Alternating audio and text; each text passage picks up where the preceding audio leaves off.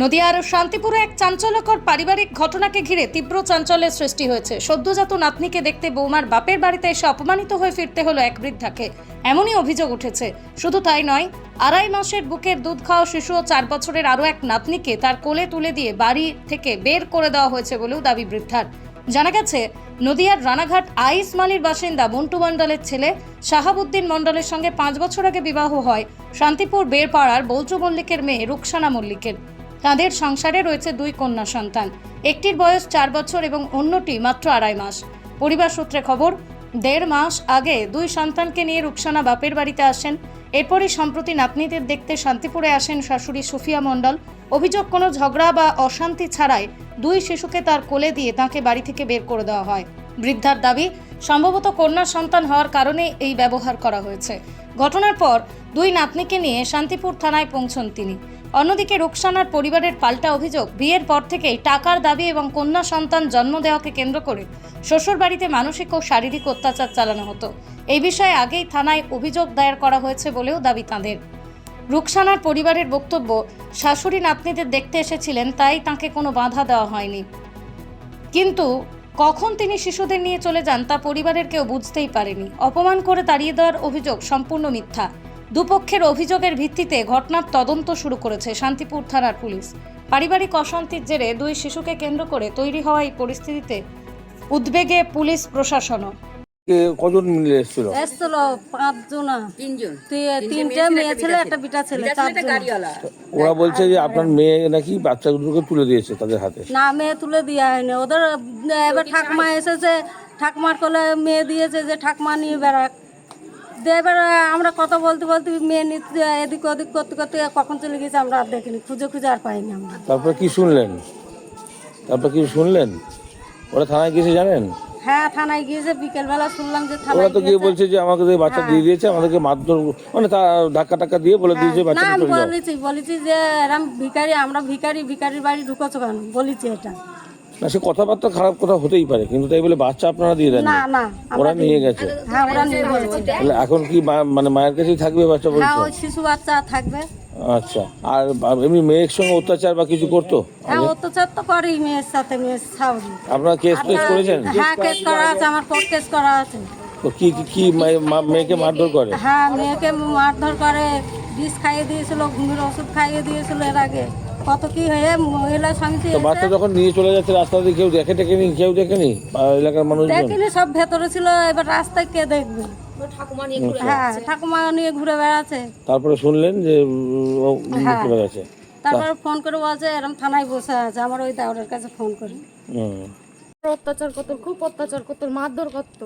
তো এটা খাইয়ে দিয়েছি। কতদিন ধরে?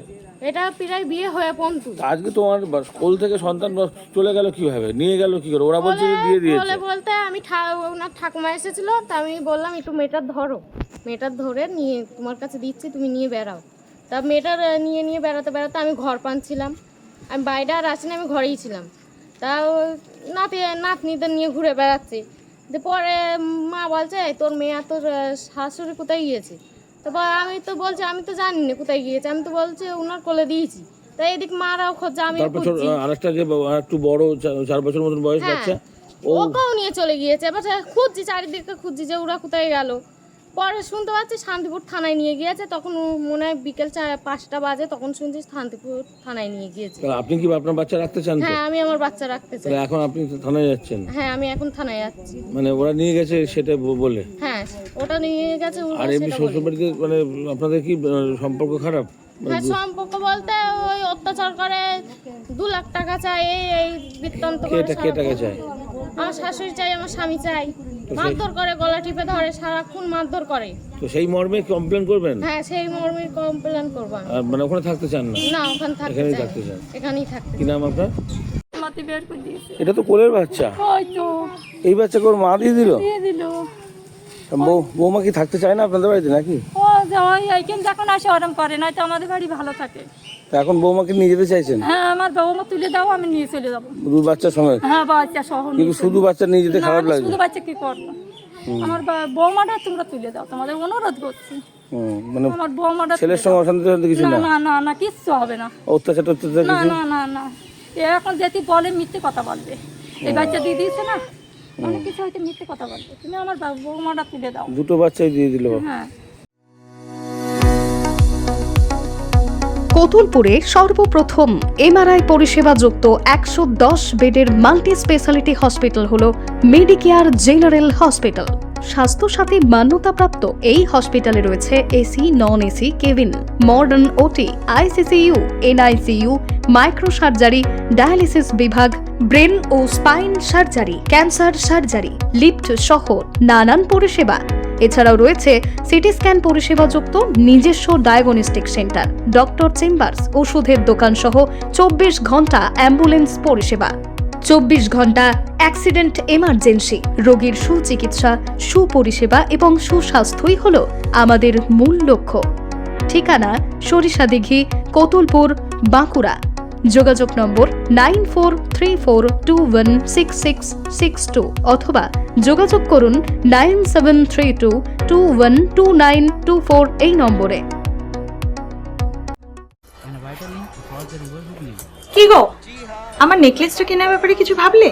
কোথা থেকে কিনবে? সমস্যা হলো কে যে কেমন জিনিস দেয়। এই সর্বকালের প্রথম আলমগিনি প্যালেসের সোনার গহনা, দামও মজুরি সাধারণ জুয়েলার্সের মতোই। প্রচুর চোখ ধাঁধানো নিত্য নতুন এক্সক্লুসিভ গহনার ডিজাইন, যা আপনাদের মন কাড়ার মতো।